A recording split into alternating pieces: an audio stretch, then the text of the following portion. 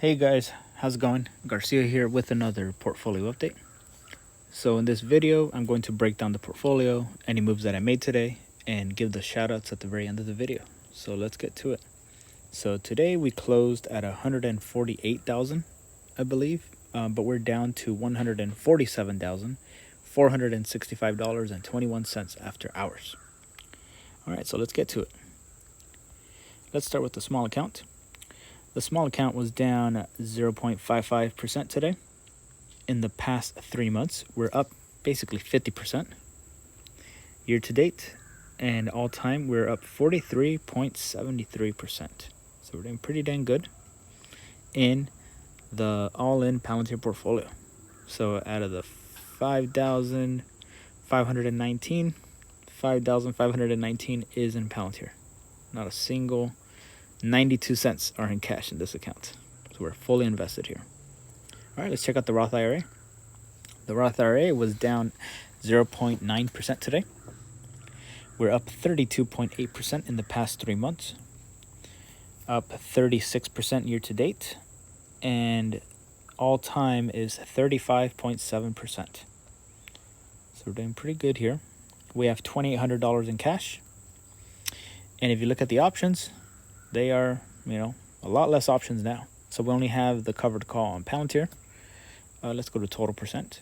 So we're still down slightly on the covered call, but it's no biggie. It's only one contract off of the 425 shares, but I'm not going to let myself get assigned. Let's see, the $80 call on Celsius, that one's still hurting. I mean, Celsius just keeps grinding around the 40s. But I believe this is going to be the turning point.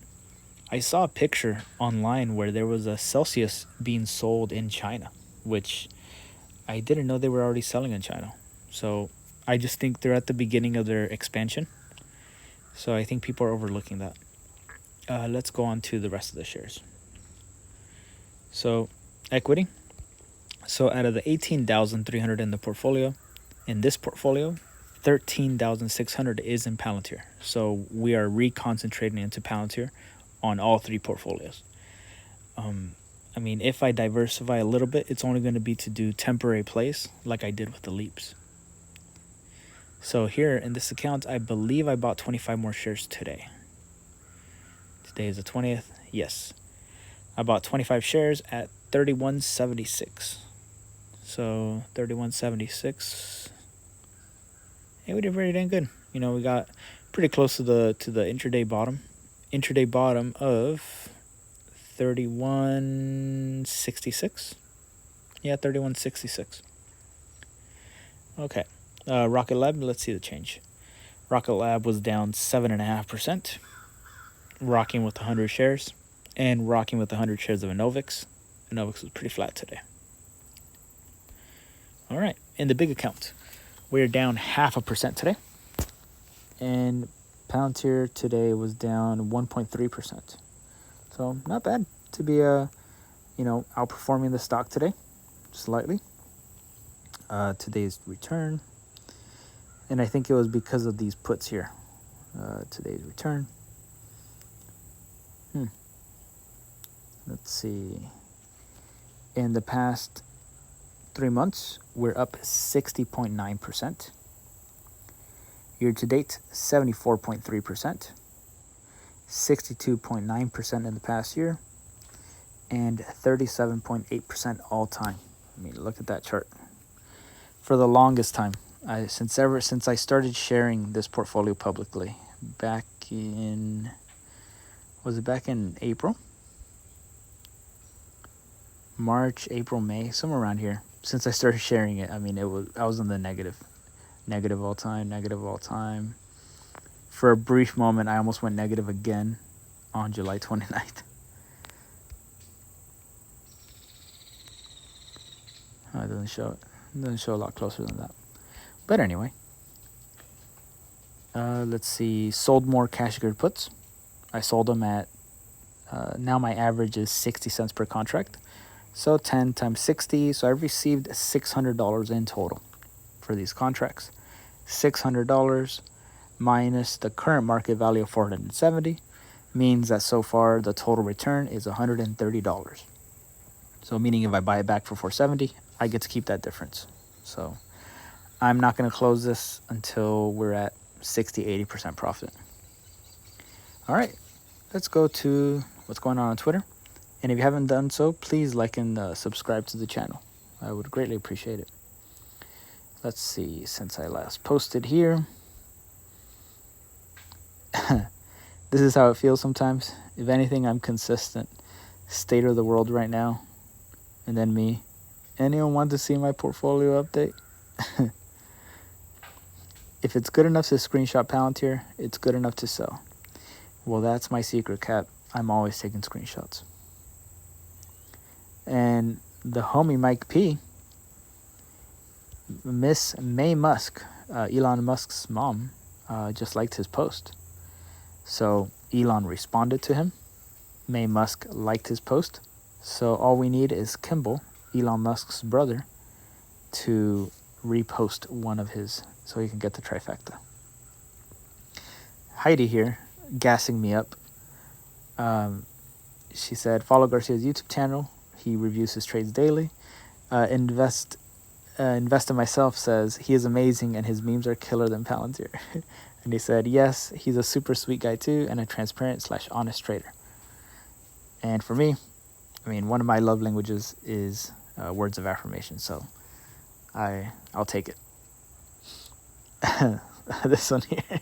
So this is the whole, the whole Alex Carp being Batman. I know I had to do this one.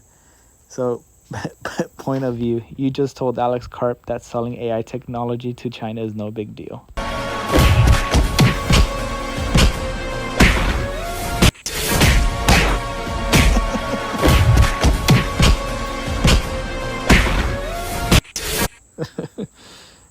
Point of view, you're in the audience watching. When it's about consumer use of AI, I think that's purposely naive. if there is... By the way, that's a perspective, and you should make that argument. But you're trying to make two arguments at once, and I'm just telling you, feel free to make that argument. I respect you for it, especially if you actually made it.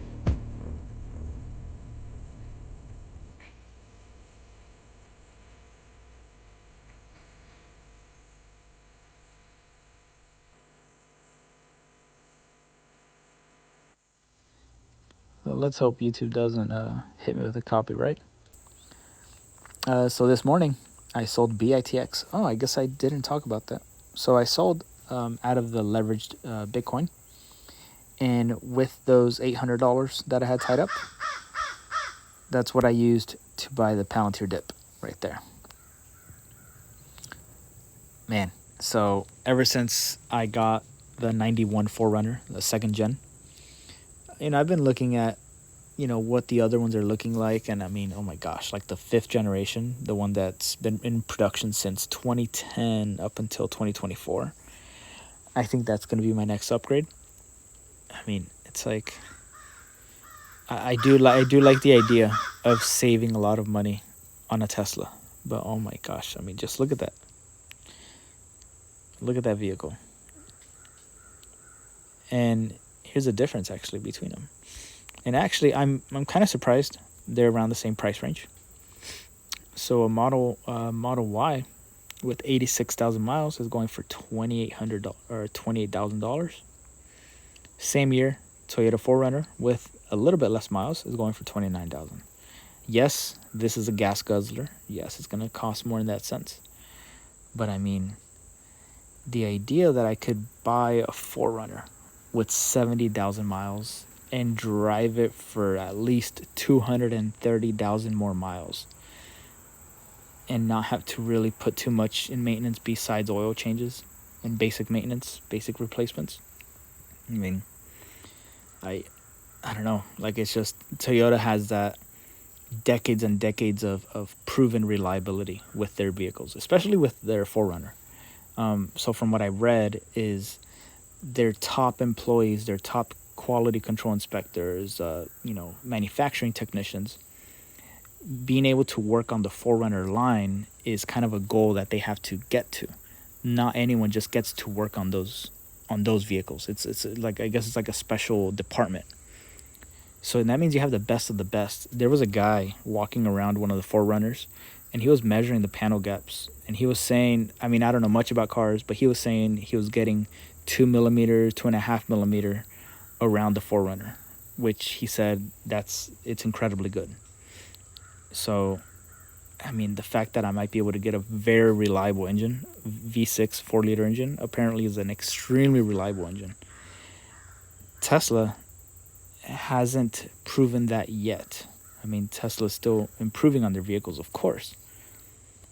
But that old school side of me, I guess, feels a little bit more comfortable being able to say, oh yeah, in 20 years, I might still own this vehicle. This vehicle will be a 20-year-old vehicle in 2040. Will this still be around in 20 years? I don't know. So anyway, let's see. Am I even recording with the mic on? I hope I am. Oh, thank God. Whew. This happened last time with the other video where I recorded the entire video and I was just talking to the phone. And I almost didn't want to re-record it, but I did it for you guys. So here, it's like, why don't we put this into that? But of course, as soon as I posted it, someone did bring up a good point that made me reconsider the whole thing. So you want to take the most reliable, long-lasting vehicle and make it disposable. So I put, you ever post something and immediately regret it? That's how I'm feeling after thinking about it for 3 more seconds. So apparently he really likes the Forerunner. I mean, I wouldn't say that it's disposable, but the Tesla drivetrain versus the Toyota drivetrain, specifically for the Forerunner, it does not have the years and years and years of proven reliability. So anyway, here, Graham Bear, he posted, let's see how creative this community really is. I believe it's probably one of the most creative out there. Make them appear in different places and post your results in the comment. So here he's standing on a bricks that say Pilly the fucking best. So, of course, I had to do a couple. Views from the Shire. I could have made him a little bit smaller, but come on. He has to flex on Drake a little bit.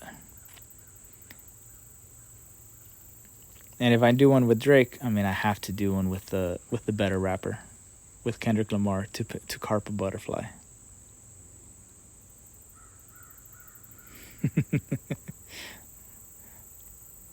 Let's see, and the last one. Taking a break to let the competition catch up after this one. Any fool with a bit of luck can find himself born into power, but earning it for yourself, that takes work.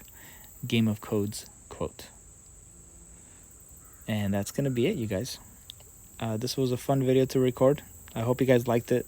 If it does drag on too much, just let me know in the comments. I'll try to be a little bit more concise. I do want to respect you guys' time. And with that, I'll leave it for the shout-outs at the very end of the video. Thank you all for helping the channel grow, commenting, liking, subscribing. I hope you guys have a great day, and I will see you guys tomorrow.